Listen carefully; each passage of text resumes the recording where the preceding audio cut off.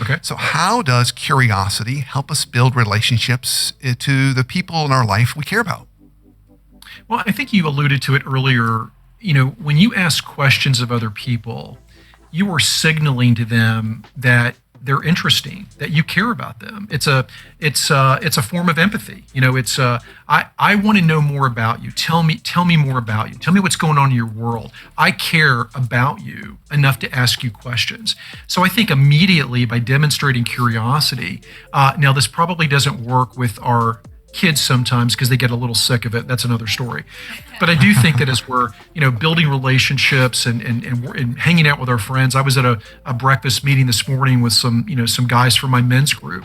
And we had a really good banter that was us asking each other questions and putting things on the table and just kind of catching up on each other's world. And it was fun and comfortable, but we all kind of were able to learn where each of us was at this moment in time. So I think just asking questions is a great way to signal, I'm not here, just because I'm supposed to be here because it's a check the box. I want to be with you in this moment because I want to know what's going on with you.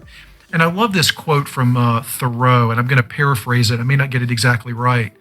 The greatest compliment that was ever paid to me was when someone asked me a question and attended to my answer.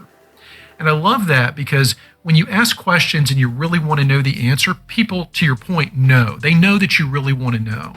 So I think when you think about relationships and family, work, whatever, you're signaling, I want to know a little bit more. I care about you, and I want us to kind of live in this moment where you're answering my questions and telling me about your life. So that's probably how I'd respond to that. Yeah, I love that, Randy. I agree with you 100%. And I frankly think you and I'm going to be very directive about this and not say I'm going to move it almost towards fact, although it's still my belief that you can't have intimacy without curiosity. Totally agree. Period. You cannot have intimacy without curiosity. If you're not willing to be curious about the other person, now they have a part they have to play. They have to be willing to respond in an authentic, vulnerable way. If they don't give you any kind of response, then you're really not going anywhere with developing that relationship. But as long as they respond back in an authentic, vulnerable way and then turn back to you and get curious about you, that's where we develop intimacy in life. And intimacy can take lots of forms. Intimacy can be professional intimacy. We build those relationships with clients that's just trusting, and we know all about their motives and their needs and goals, and we help them achieve those. Or colleagues, but we also develop intimacy in our personal life with friends and community leaders and significant others. And it's all about the willingness to be curious. The saddest thing I see when Emily and I go on date nights is we'll go out to a restaurant and we'll see a couple just sit across from each other the entire meal, not say a word.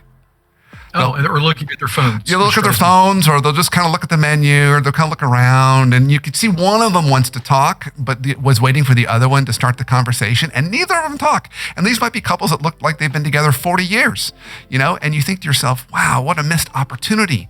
What a missed opportunity to discover and learn what's going on in that person's life, particularly if there's someone that is meaningful to you. And because something might have changed in the last week that was an aha for them, or something they want to talk about. But instead, they just order the appetizer, order the salad, order the entree, look at their look at their watches, get up and go. Where's the check? Where's the check? Yeah. The only person they talk to is the wait staff, and they pretty much just ask for the check. That's about it.